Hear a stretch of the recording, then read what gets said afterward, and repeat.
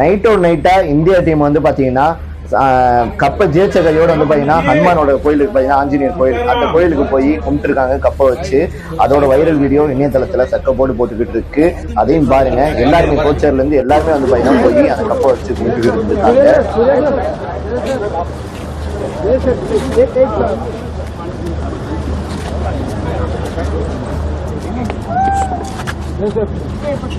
एक बच्चों के साथ फोटो सर।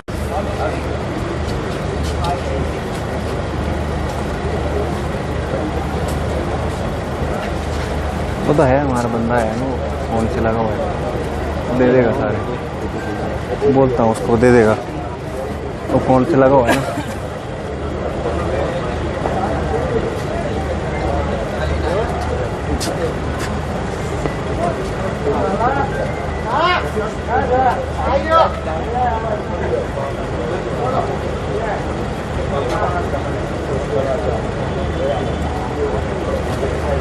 भाई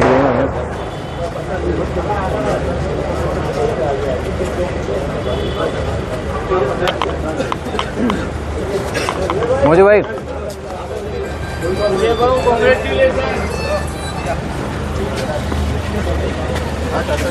எல்லாரும் நேற்று கிரிக்கெட் பார்த்துருப்பீங்க. டே பச்சை சட்டை, நான் தான் பச்சை சட்டையோ, சரி ஓகே ரைட்டு விடுங்க. அதாவது வந்து பாத்தீங்கன்னா கோடிகள்ல வந்து எல்லா டீமும் வந்து பாத்தீங்கன்னா புரளுதுங்க. மொத்தம் வந்து 124 கோடி ரூபாய் வந்து பாத்தீங்கன்னா ஐசிசி வந்து ஒதுக்கி இருக்காங்க வின் பண்ண டீமுகளுக்கு தான். சரி, நம்ம இந்தியா டீமுக்கு எவ்வளவு அப்படின்னு கேட்டீங்கன்னா 27.48 கோடிங்க. அதுக்கப்புறம் நம்ம ரன்னர் டீம் நியூசிலாந்துக்கு வந்து பாத்தீங்கன்னா 14.65 கோடி வந்து பாத்தீங்கன்னா கொடுக்கப்பட்டிருக்கு.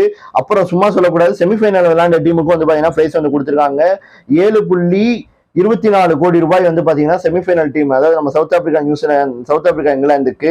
அதுக்கப்புறம் அந்த சூப்பர் 8ல விளையாண்டாங்க பாத்தீங்கன்னா அந்த டீமுகளுக்கும் காசு கொடுக்கப்பட்டிருக்கு.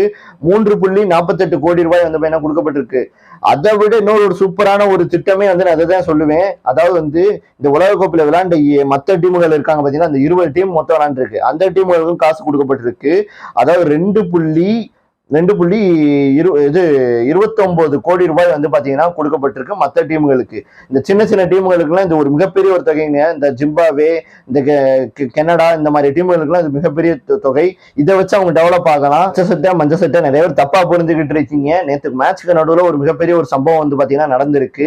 அதாவது நம்ம மிச்சலுக்கும் அஸ்தீப்புக்கும் வந்து பாத்தீங்கன்னா நடந்திருக்கு. சிவன் சிங்னு சொல்லுவோம் பாத்தீங்களா, நம்ம தலைவனுக்கு வந்து பாத்தீங்கன்னா சண்டை நடந்திருக்கு. என்னன்னு பார்க்கும்போது, அதாவது நம்ம அஸ்தீப் சிங் வந்து பாத்தீங்கன்னா ஓவர் போட்டிருக்காப்புல.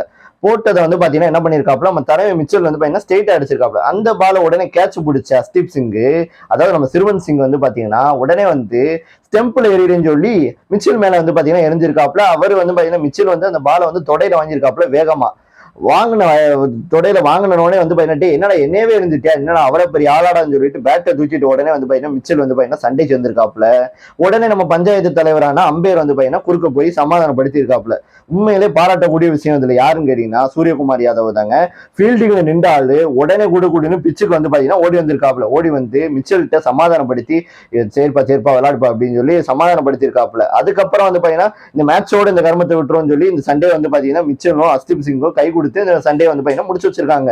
எங்க பார்த்தாலும் அடுத்த கேப்டன் இவர் தான், அடுத்த இந்தியா கேப்டன் இவர் தான்ப்பா, அடுத்த வேர்ல்டு கப் கேப்டன் இவர் தான், சூரியகுமார் அவ்வளவுதான் ரிட்டையர்டு அப்படின்னு எங்க பார்த்தாலும் ஒரே வதந்தி. அவங்க வாயெல்லாம் அடைக்கிற மாதிரி, அவங்க வாயெல்லாம் பொத்துற மாதிரியே இப்ப சூரியகுமார் யாதவ் என்ன சொல்லியிருக்காருன்னா, நான் ரிட்டையர்ட் ஆக போறது கிடையாது, எனக்கு நெக்ஸ்ட் கோல் இருக்குப்பா, எதிர்காலம் இருக்கு அப்படின்னு வந்து அவரோட கோலை வந்து பாத்தீங்கன்னா ரிலீஸ் பண்ணியிருக்காப்ல. இப்ப என்ன கோல் அது அப்படின்னு கேட்டீங்கன்னா, எதிர்காலம்னா அதாவது லாஸ் ஏஞ்சல்ஸ், அமெரிக்கால லாஸ் ஏஞ்சல்ஸ் இருக்கு பாத்தீங்கன்னா, அங்கே வந்து பாத்தீங்கன்னா வேர்ல்டு கப் ஒலிம்பிக் வந்து பாத்தீங்கன்னா நடக்க போகுது. அந்த ஒலிம்பிக்ல தங்கத்தை வந்து நாங்க ஜெயிக்க போறோம், நாங்க ஜெயிப்போம் அப்படின்றத சொல்லியிருக்காரு. அதே ஆண்டுல T20 வேர்ல்டு கப் நடக்குது. அந்த வேர்ல்டு கப்ல கப்பை நாங்க தக்க வைக்க போறோம், இதுதான் என்னோட அடுத்த கோல், இதுதான் அடுத்த என்னோட எதிர்காலம் அப்படின்னு வந்து பாத்தீங்கன்னா மூஞ்சில் அடிச்ச மாதிரியும் சூரியகுமார் யாதவ் சொல்லியிருக்காப்புல. சூரியகுமார் யாதவால நம்ம ஓட முடியலங்க. கப்பை ஜெயிச்சதை பார்த்திருப்பீங்க. வின்னிங் பிரைஸ் கொடுக்கறக்காண்டி கூப்பிடும் போது வந்து பாத்தீங்கன்னா சூரியகுமார் யாதவ் அவர் கண்ணத்திலே வந்து பாத்தீங்கன்னா அடிச்சுக்கிட்டு இருக்காப்புல தலைவன். பச்சை சட்டை மஞ்சள் சட்டை, டே இந்த சாதனையை யாராலையும் பண்ணவே முடியாது. நம்ம இந்தியா டீம் வந்து இது வரைக்கும் வந்து 4 முறை வந்து பாத்தீங்கன்னா உள்ள போயிருக்காங்க செமி ஃபைனலுக்கு T20 வேர்ல்டு கப்ல. அதுல 4 முறையும் நம்ம இந்தியா கேப்டன்ஸ் வந்து இதுவரையும் டபுள் டிஜிட் ஸ்கோரே வந்து எடுத்தது இல்லையாங்க. அந்த சாதனையை நான் எடுத்துட்டு வந்திருக்கேன் உங்களுக்கு. இது அதாவது ஸ்டார் போர்ட்ஸ்ல வந்து பாத்தீங்கன்னா சொல்ல மாட்டாங்க, இதை நான் சொல்றேன் பாருங்க. அதாவது இந்தியா டீம்ல ஃபர்ஸ்டா வந்து போனது வந்து 2007 வருஷம். நம்ம MS தோனி கேப்டன் இருந்தாப்ல, அப்ப வந்து பாத்தீங்கன்னா போயிருக்கு. அந்த டைம் வந்து பாத்தீங்கன்னா MS தோனி வந்து ஃபைனல்ல எவ்வளவு அடிச்சிருக்காரு அப்படின்னு கேட்டீங்கன்னா 10 பாலுக்கு 6 ரன் அடிச்சிருக்காப்புல தலைவன். அதுக்கப்புறம் வந்து பாத்தீங்கன்னா 14வது வருஷம் போயிருக்கு. 2014 ஆண்டு வந்து பாத்தீங்கன்னா போயிருக்கு இந்தியா டீம் ஸ்ரீலங்காவுக்கு எதிராக வந்து ஃபைனல். அதுல வந்து பாத்தீங்கன்னா அதுலயும் நம்ம MS தோனி தான் தலைவன் வந்து பாத்தீங்கன்னா 7 பாலுக்கு வந்து பாத்தீங்கன்னா 4 ரன் அடிச்சிருக்காப்புல தலைவர், உண்மையிலே பெருசுங்க. அதுக்கப்புறம் வந்து பாத்தீங்கன்னா நம்ம ரோஹித் சர்மா இருக்காப்புல, அவரும் வந்து பாத்தீங்கன்னா 2024 வேர்ல்டு கப்புக்கு போச்சுல நம்ம இந்தியா, அதுல வந்து பாத்தீங்கன்னா 10 ரன் 5 பாலுக்குங்க. அதுக்கப்புறம் நேத்து நடந்த வேர்ல்டு கப்ல வந்து நம்ம சூரியகுமார் யாதவ் எவ்வளவு அடிச்சிருக்காப்புல அப்படின்னு கேட்டீங்கன்னா 1 பாலுக்கு டக் அவுட் முட்டை. அதாவது இது செம்ம சாதனை உண்மையிலே. இஷான் கிஷானுக்கு ஒரு ப்ரௌட் ஆஃப் யூ. ஏன் அப்படின்னு கேட்டீங்கன்னா கடந்த வெள்ளிக்கிழமை இருக்கு பாத்தீங்கன்னா, அந்த வெள்ளிக்கிழமை வந்து இஷான் கிஷான் குடும்பத்துல ஒரு மிகப்பெரிய ஒரு இழப்புன்றது ஏற்பட்டிருக்கு.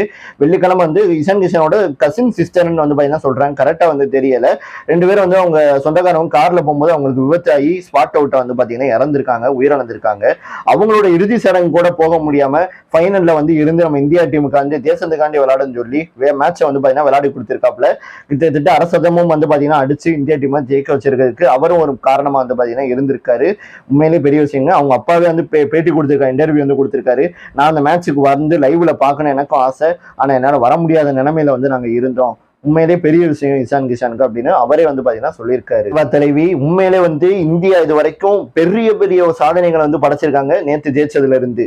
என்ன அப்படின்னா இந்தியா வந்து பாத்தீங்கன்னா ஐசிசி கப்பை வந்து அதிகமா தூக்குன லிஸ்ட்ல வந்து 2வது இடத்துல இருக்காங்க. முதல் இடத்துல ஆஸ்திரேலியா வந்து பாத்தீங்கன்னா இருக்காங்க. இந்தியாட்ட வந்து பாத்தீங்கன்னா 3 T20 கப்பு வந்து பாத்தீங்கன்னா இருக்கு. அதே மாதிரியா 3 சாம்பியன்ஸ் டிராபி கப் இருக்கு. 2 ஒரு நாள் உலக கோப்பை வந்து பாத்தீங்கன்னா இருக்கு இந்தியாட்ட. ஆனா ஆஸ்திரேலியாக்காரங்க வந்து இது 6 வாங்கி வச்சிருக்காங்க ஒரு நாள் கோப்பையை. அவன் ஏன் மனுஷனானே தெரியல. அதுக்கப்புறம் வந்து பாத்தீங்கன்னா நம்ம வந்து தொடர்ச்சியா வந்து பாத்தீங்கன்னா 2 முறை வந்து T20 உலக கோப்பையை நம்ம ஜெயிச்சிருக்கோங்க.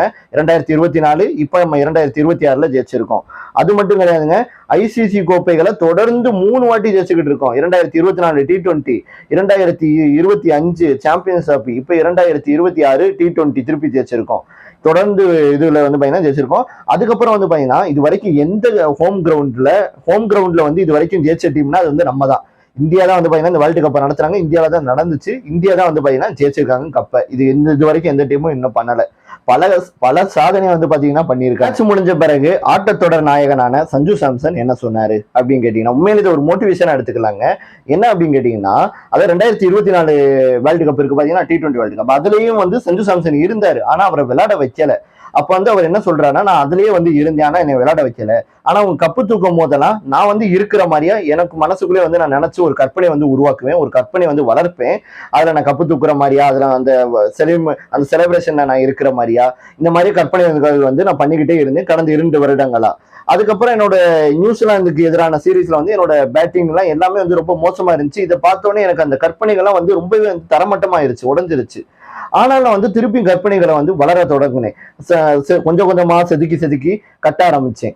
அந்த டயத்துல தான், அதாவது கடந்த 2 மாதமா வந்து பாத்தீங்கன்னா எனக்கு வந்து சச்சின் டெண்டுல்கர் நம்ம கிரிக்கெட் கடவுள் வந்து பாத்தீங்கன்னா சஞ்சு சாம்சனோட தொடர்புலேயே வந்து பாத்தீங்கன்னா இருந்திருக்காரு. அவர் என்ன சொல்றாருன்னா, அதாவது கிரிக்கெட் கடவுள் வந்து எப்பயுமே என்கிட்ட வந்து பேசுவாரு இந்த 2 மாசமா என்னென்ன பண்ணலாம், எப்படி விளையாடலாம், எந்தெந்த ஷாட் ஆடலாம், யாருக்கு எதிராக எப்படி விளையாடலாம், இதெல்லாம் வந்து எனக்கு கொஞ்சம் கொஞ்சமா சொல்லிக்கிட்டு இருந்தாரு. அவரோட உதவிகளை வச்சுதான் வந்து இன்னைக்கு அந்த கனவை நான் தொடங்கிக்கிட்டே இருந்தனாலதான் இன்னைக்கு நான் கனவு வந்து எனக்கு உண்மையா இருக்கு. இந்த கப்போட நான் இருக்கேன், இந்த கப்பு வாங்குறதுக்கு காரணமாகவும் நான் இருக்கேன் அப்படின்னு வந்து சஞ்சு சாம்சன் சொல்லியிருக்காப்புல. இந்தியாவிலேயே எந்த ஹெட் கோச்சருமே தலைமை கோச்சருமே இது வரைக்கும் 2 கப்பு வந்து பாத்தீங்கன்னா தூக்க வச்சது கிடையாது. அதாவது 2025 நடந்துச்சு பாத்தீங்கன்னா சாம்பியன்ஸ் டிராபி, 1 டே 50 ஓவர் சாம்பியன்ஸ் டிராபி, அந்த கப்பை வந்து பாத்தீங்கன்னா அவர் தலைமையில தான் வந்து தூக்குனாங்க. யாரு? கௌதம் கம்பீர். இந்த வேர்ல்டு கப்புமே வந்து கௌதம் கம்பீர் தலைமையில தான் இந்த கப்பையும் வந்து பாத்தீங்கன்னா தூக்கியிருக்காங்க. இந்த சாதனை மிகப்பெரிய ஒரு சாதனை வந்து இருக்கு, யாருமே இது வரைக்கும் பண்ணது கிடையாது. சரி, கௌதம் கம்பீர்ட்ட வந்து பாத்தீங்கன்னா என்ன பண்ணிருக்காங்க, இன்டர்வியூ வந்து எடுத்திருக்காங்க. நீங்க என்னத்தை விரும்புறீங்க அப்படின்னு. நான் கோச்சரா இருக்கிற வரைக்கும் மூஞ்சில் அடிச்ச மாதிரி இந்த விஷயத்த சொல்லியிருக்காருங்க. நான் கோச்சரா இருக்கிற வரைக்கும் நான் இந்த பெரிய சாதிக்கிறது, இந்த சதம் வந்து போடுறது, இதெல்லாம் வந்து பெருசா நான் வந்து பார்க்க மாட்டேன். என்னோட நோக்கம் வந்து கப்பு தூக்குறது தான். பெரிய நான் இந்த மாதிரி ஸ்கோர் பண்ணிட்டு இந்த 50 அடிச்சுட்டு நான் இவ்வளவு சாதனை பண்ணிட்டு இந்த சாதனையெல்லாம் கொண்டாடுறதை விட்டுட்டு நிறைய பிளேயர்ஸ் வந்து கப்பு தூக்குறதுல என்னமா வந்து இருக்கணும், சாதனைனா வந்து நாளைக்கு ஒன்றும் பெருசா பேசப்பட போறது கிடையாது, கப்பு தான் வந்து பேச போகுது அப்படின்னு வந்து பாத்தீங்கன்னா சொல்லியிருக்காப்ல. சஞ்சு சாம்சனோட சொல்லியிருந்தாரு. சஞ்சு சாம்சன் இந்த மாதிரி நான் அவர் சாதனை பண்ண போறேன்னு நினைச்சிருந்தாருன்னா நம்ம இந்தியா வந்து தொடர்ந்து தோல்வியை தான் சந்திச்சிருந்திருக்கும், 50 ரன்னோட அடிச்சிருக்க மாட்டோம் அப்படின்னு வந்து சொல்லியிருக்காரு. அவர் வந்து டீமுக்காண்டி விளையாண்டுருக்காரு, அதனால இன்னைக்கு டீம் வந்து கப்பை ஜெயிச்சிருக்கோம் அப்படின்னு வந்து சொல்லியிருக்காரு. உண்மையில இது யாரையோ குத்தி காட்டி சொல்ற மாதிரியே வந்து இருக்கு. அது யாருன்றது தெரிஞ்சுன்னா கீழே கமெண்ட்ல கமெண்ட் பண்ணுங்க. இந்த ஒரு விஷயத்தை பத்தி என்ன நினைக்கிறீங்கன்றத கண்டிப்பா சொல்லுங்க. அதாவது வந்து ஸ்ரேயாஸ் ஐயருக்கு வந்து பாத்தீங்கன்னா 4வது பிளேஸ்ல T20 டீம் இந்தியா டீம்ல வந்து 4வது பிளேஸ் வந்து கொடுக்க போறதாகவும் அவருக்கு கேப்டன்ஷிப் பதவியை வந்து கொடுக்க போறதாகவும் தகவல் வந்து பாத்தீங்கன்னா வெளியாயிருக்கு. ஆனா அது உண்மையா பொய்யான்றது தெரியல. பட் நிறைய கொஞ்ச நாட்கள் வந்து இந்த தகவல் தான் வருது. ஏன்னா வந்து சூரியகுமார் யாதவால வந்து கேப்டன்ஷிப்ல இருக்கும் போது ஒழுங்கா வந்து அவரால் விளையாட முடியல. அதுக்கப்புறம் இந்த 4th பிளேஸ்ல வந்து நம்ம ஸ்ரேயாஸ் ஐயரை போடுறது மூலியமா வந்து அவரால் ஸ்பின்னர்ஸுக்கு வந்து பாத்தீங்கன்னா அதிகமா எதிர்க்க முடியும், ஸ்பின்னர்ஸ்களுக்கு வந்து பாத்தீங்கன்னா தாக்கத்தை வந்து கிரியேட் பண்ண முடியும்ன்றனால அவரை வந்து இந்த 4th பிளேஸ்ல களமிறக்க போறதா வந்து பிசிசில இருந்து தகவல். ஓகேவா, இதை பத்தி நீங்க என்ன நினைக்கிறீங்க? அதே மாதிரியே ரிங்கு சிங் வந்து ஒரு 10 பால் 5 பாலுக்காண்டி இறக்க தேவையில்ல, பினிஷர்ல இல்ல, அதனால அவரையும் வந்து நாங்க தூக்க போறோம் டீம்ல இருந்து, T20 டீம்ல இருந்து அப்படின்றதும் ஒரு தகவலா வந்து பாத்தீங்கன்னா வந்திருக்கு. இதை பத்தி என்ன நினைக்கிறீங்க அப்படின்றத கீழே உள்ள கமெண்ட்ல கமெண்ட் பண்ணுங்க. பார்க்கலாம். IPL ஆரம்பிக்க போது IPL நம்ம தொடர்ந்து வீடியோ நம்ம பண்ணுவோம், எல்லாத்தையும் வந்து வீடியோ பண்ணுவோம். ஓகேவா, IPL அடுத்து உங்களை சந்திக்கிறேன். ஓகேவா, இது பாய் பாய், நன்றி, ஜெய்ஹிந்த் ஜெய்ஹிந்த், வந்தே மாதரம். IPL உங்க டீம் எந்த டீம், எந்த ஃபேவரட் டீம், யார் IPL உங்களுக்கு பிடிக்கும் அப்படின்றத கீழே உள்ள கமெண்ட்ல கமெண்ட் பண்ணுங்க. கண்டிப்பா உங்க கமெண்ட் எல்லாம் நான் படிப்பேங்க, படிக்காமலாம் இருக்க மாட்டேன், எல்லா கமெண்ட்டையும் படிப்பேன். பாய்.